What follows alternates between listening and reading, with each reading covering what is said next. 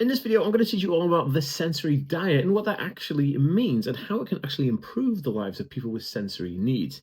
Hey guys, what's going on? My name is Dan. You may notice me from other videos on the internet, but today I'm doing this video right now on autism and sensory needs here on ClimaRx. Now, if you're new around here and you want to learn more about this type of topic, make sure to hit that subscribe and follow button so you stay alert every single time we upload a video on this channel. Okay, so probably the biggest question that you're thinking right now is, what on earth is a sensory diet? Now, when we think about the word diet, we always think about food.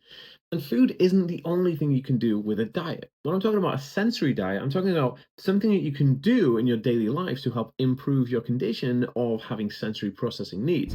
So what is a sensory diet? Here's a small breakdown kind of explanation to help you along with this video. Now, a sensory diet is actually a personalized plan that is actually strategically developed by an occupational therapist or an OT to help an individual with sensory processing disorder help them regulate their sensory input. This can include various different types of things like proprioception input, vestibular input, smells, textures, taste, auditory. It could be anything, but it's tailor-made for you as an individual because it's the things that you are having the most difficulty with, and it's very comprehensive. Now, this is set up in a way that is sensory diet to your needs as an individual, not just a person as a whole. So you can actually see that there are maybe more facets to that than just this video presents, but I will say this just to give you a more of a broad outline of all the things that could be encompassed into a sensory diet. Okay, back into the video. Now, let's back up a little bit.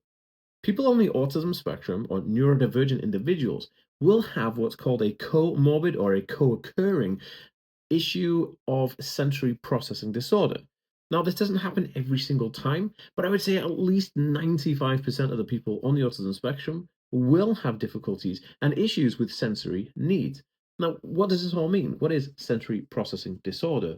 Well, shortened down to just SPD, which is typically what people will say, it is a condition that will allow a person to be either hypo or hypersensitive.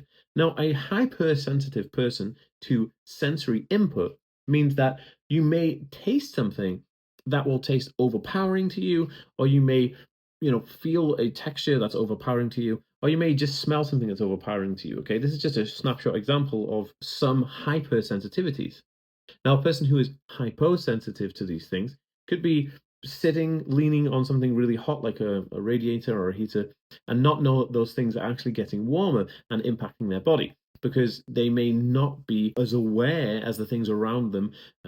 As say somebody who is a typical neurotypical person or somebody who's hyper impacted by sensory needs. So that's typically the idea of when we're talking about sensory processing issues. It's how the brain inputs the sensory stimuli from around itself and how it converts that to the signal in the brain to tell the person this is what you are experiencing, which is really interesting. Now, I myself have hypersensitivity to many things, but one of the most interesting things is that people on the autism spectrum can be both hypo and hypersensitive to different things, but in the same person, which complicates things a little bit than your average Joe, because you think that if somebody's just hypersensitive, then they're going to be easy to deal with. Or if someone's got hyposensitivity, you can easily deal with it. But in actual fact, it can be a collaboration of both or one or the other, which is super interesting. Now, moving past that, why and what is a sensory diet, right? So why a sensory diet?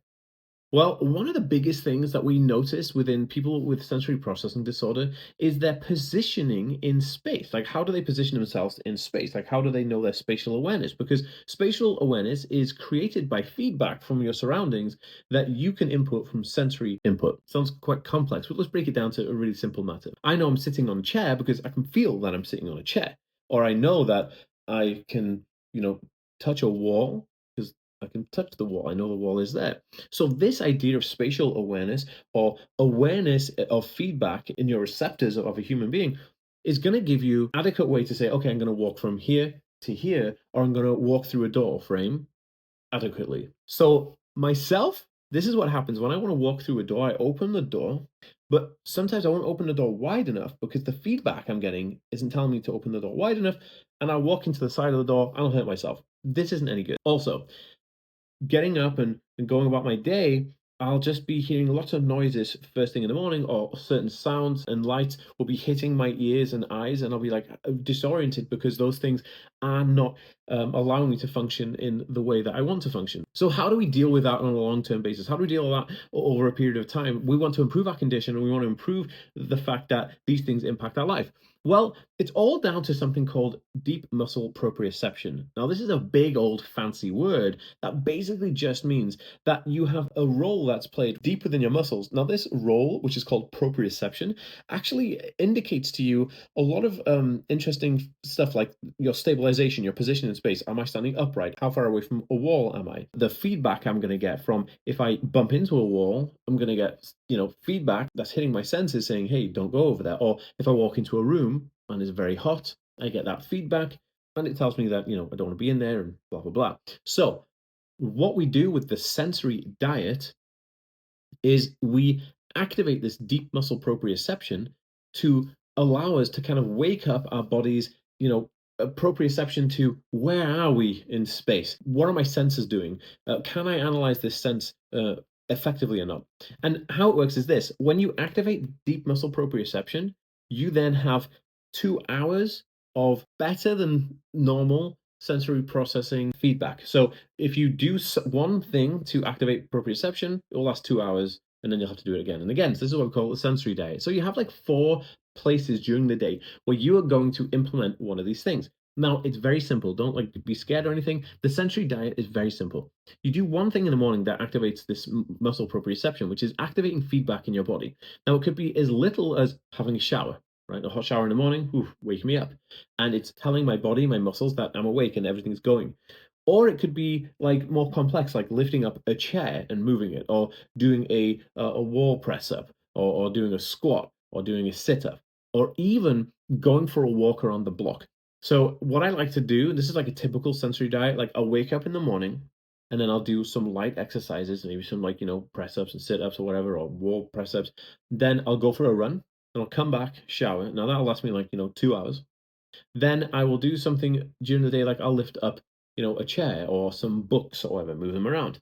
And then later on in the afternoon, I'll just do some push-ups just to keep that proprioception, keep me going. And then in the evening, I'll have a shower and brush my teeth and get ready for bed and stuff like that. And that helps me with the proprioception there. Now, I've noticed a massive difference, which is basically night and day between when I don't use the sensory diet to activate this proprioception versus when I do use it to activate proprioception.